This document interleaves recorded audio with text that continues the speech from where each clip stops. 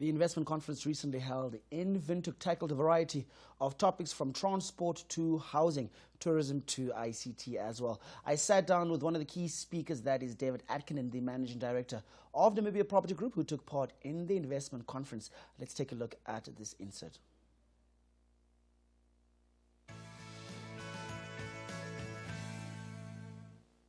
Well, recently Namibia hosted the Invest in Namibia conference that tackled a variety of issues, ranging from energy to logistics and transport to housing. Our next guest is David Akinin, who is a speaker at the Invest in Namibia conference. David, welcome to the set. No, thank you for having me. It's a real pleasure to be here today. Okay, maybe you can just, obviously you're the MD of two property companies, Namibia Property Group as well as the Namibia Project Group.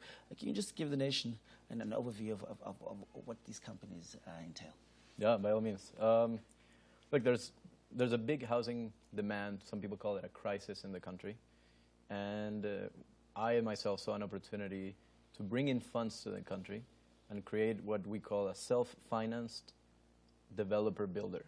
So our intention is to kind of create a vertical integration of the construction process and investment process so that we can become profitable in actually making affordable housing. But within that, let's kind of deal with in terms of the deficit that you're talking about, the gap that exists that you're trying to respond to.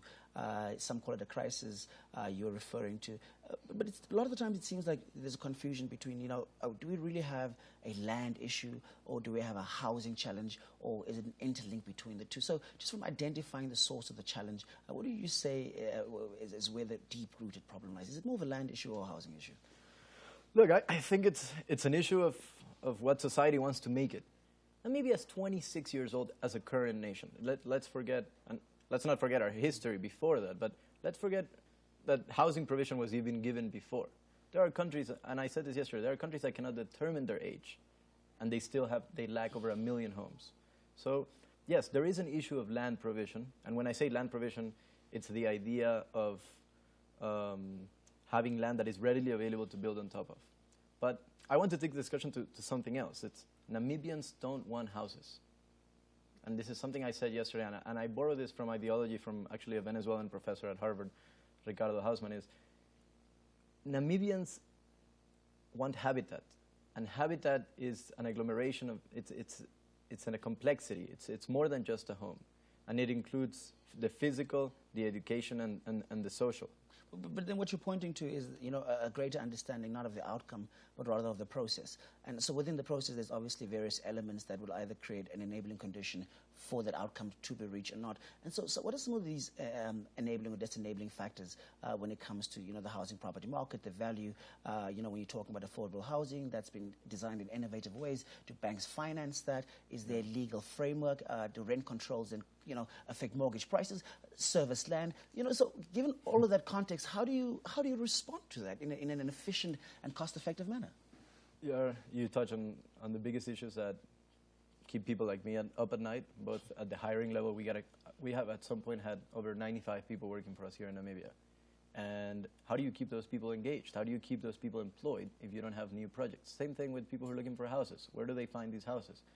Look, I think what is missing is a table where we can all sit down on. Not a newspaper that we can read or a TV station where we can just complain about a certain issue, but a table where we can point at the actual issues we are facing. And I'll tell you why I want to create that.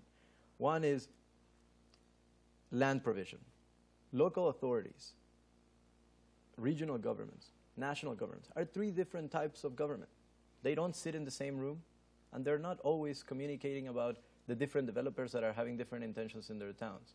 So in terms of land provision, there is a bit of a disconnect there. There's a little bit of red tape there, and there could be some progress to be done in order to help people like us who are trying to invest, who have the right intention. I mean, we are selling houses at around 300,000 starting, and that's a very good price for anyone who is working to be able to afford. So in terms of that, land provision, government, we need them on the table. Then we have the developers. And when I say developers, I'm talking about both construction and financing of that construction. A lot of these people are not connected. They're not having that discussion. Those two need to come to the table to find better ways to be accountable to their projects. A lot of people are good at building, but they're not good at keeping timelines. Both from NHE all the way to people who are having private projects, there's projects that are delayed by months because of project management skills that are missing on the ground. Now, given this proposition that you're saying, there's almost what you're pushing for is this idea that, if we want quality housing or a quality housing scheme or accessible and affordable housing, we really have to share the responsibility is really what you're summing this up to be.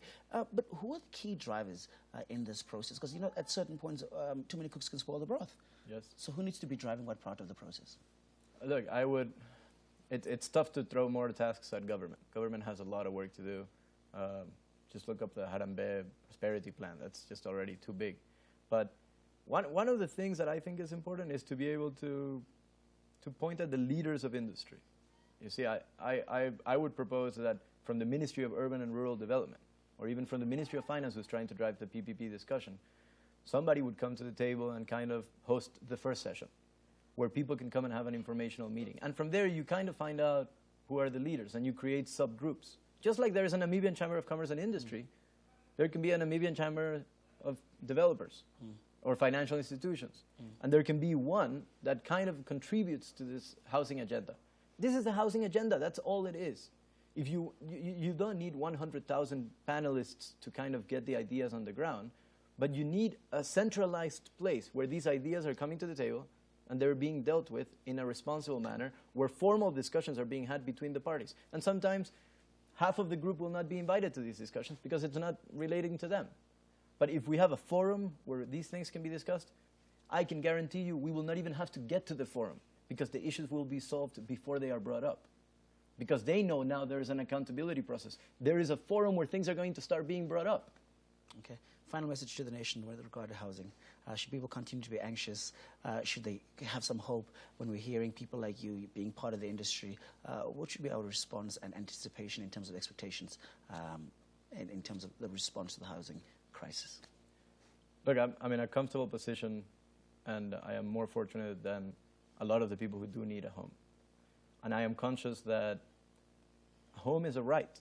A roof over our family is something that is very important, it's fundamental, and it's hard for us to sit here and discuss it when there are people actually suffering from strong rains in the north right now, trying to rebuild whatever they had. So I can't sit here and ask people not to be anxious and not to be upset and angry at the process or at the system. But I would recommend that everyone does their part.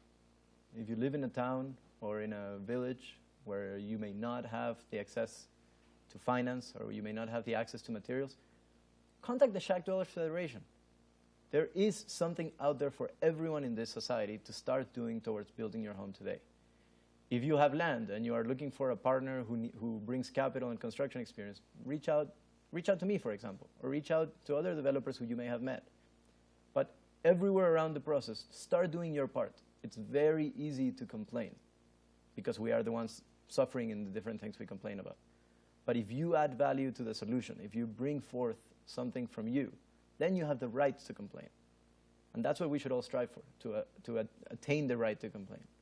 David Akinin, thank you very much for your perspectives and for joining us this morning. Thank you. Well, Namibia, there you have it from the man that's been dealing not just ideologically as a consultant, but has been working on the ground to figure out what should be the most adequate response towards what we commonly refer to as the housing crisis in the country. 300,000 houses is what the market demands, and he's saying that everybody should just do the little bit that they can do, and then we put that together, and that might add up to 300,000. But I think the most important thing that he finished up with was this idea that you can only really complain about the crisis if you have done something about it. So that's an action call, I think, to the rest of the nation. So do something about it. Go out there. He's saying there's something out there for everybody. I think that creates hope in terms of how we can support each other and share the responsibility of solving this crisis.